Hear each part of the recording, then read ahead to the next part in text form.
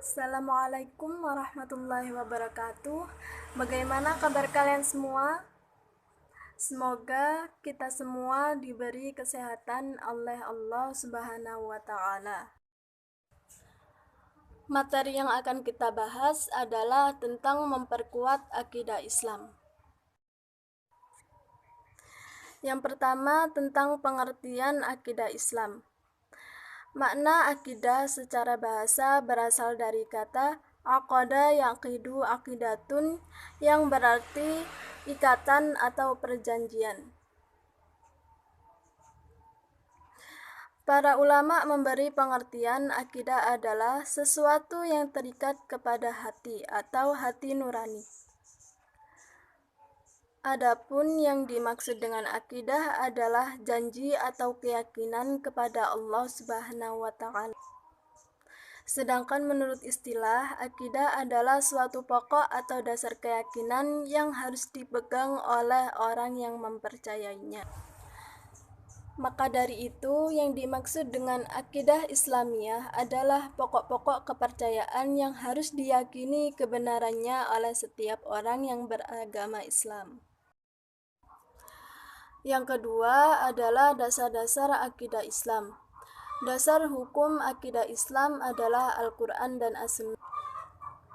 Karena itu, akidah Islam bersifat taufiqi, artinya tidak dapat ditetapkan kecuali berlandaskan dengan dalil-dalil syar'i, yaitu Al-Quran dan As-Sunnah. Apapun yang ditujukan oleh Al-Quran dan As-Sunnah harus diyakini, diimani, dan dilaksanakan dengan perbuatan. Sedangkan segala sesuatu yang tidak ditujukan dalam Al-Quran dan As-Sunnah maka harus ditinggalkan. Selanjutnya, materi yang ketiga adalah tentang tujuan mempelajari akidah Islam. Yang pertama, untuk memupuk dan mengembangkan dasar ketuhanan yang telah ada sejak manusia lahir. Yang kedua, untuk menghindarkan diri dari perbuatan musyrik atau menyekutukan Allah dengan hal lain. Yang ketiga, untuk menghindarkan diri dari segala pikiran yang menyesatkan. Selanjutnya, yang keempat, pengertian iman, Islam, dan ihsan. Iman menurut bahasa berarti percaya.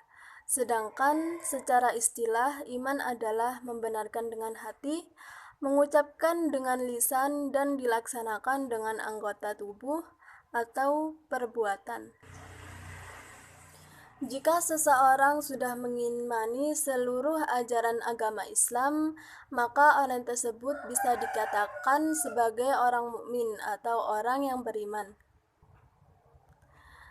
Iman terdapat 3 tingkatan. Yang pertama, tingkatan mengenal. Yang kedua, tingkatan kesadaran. Yang ketiga, tingkatan hakul yakin. Tingkatan hakul yakin ini merupakan tingkatan yang paling tinggi, yaitu orang tersebut sudah sangat beriman kepada Allah.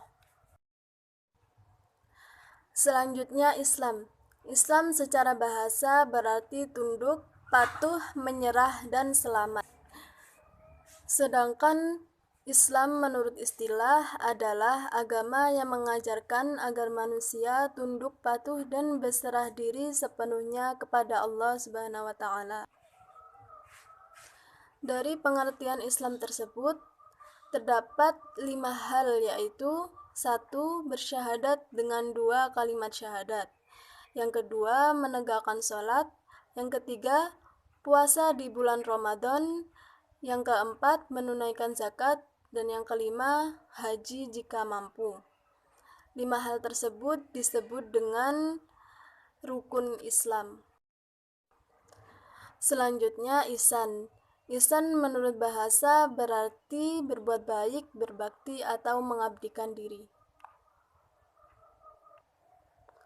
Sedangkan ihsan menurut istilah adalah berbakti dan mengabdikan diri kepada Allah dengan dilandasi dengan kesadaran dan keikhlasan. Orang yang telah menerapkan hal ini maka bisa disebut dengan muhsin atau orang yang ihsan atau berbuat baik. Ihsan dibagi menjadi 4 macam, yaitu ihsan kepada Allah, ihsan kepada diri sendiri, ihsan kepada sesama manusia, dan ihsan kepada makhluk lain. Yang selanjutnya, hubungan antara iman, Islam, dan ihsan. Hubungan iman, Islam, dan ihsan tidak bisa dipisahkan satu sama lainnya. Artinya, jika ada seseorang yang mengaku berakidah Islam atau sebagai Muslim, maka dalam dirinya harus ada 3 unsur, yaitu iman, Islam, dan ihsan. Karena ketiganya memiliki hubungan yang sangat erat. Kalau iman lebih menekankan pada akidah dan keyakinan,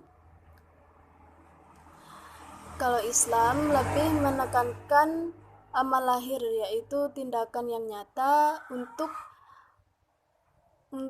bukti keimanannya. Sedangkan ihsan lebih menekankan pada pelaksanaan ibadah yang khusyuk, rendah hati, ikhlas, menghadirkan diri dan menghadirkan keagungan Allah Subhanahu wa taala sehingga ia merasa dilihat oleh Allah baik ketika diam maupun bergerak.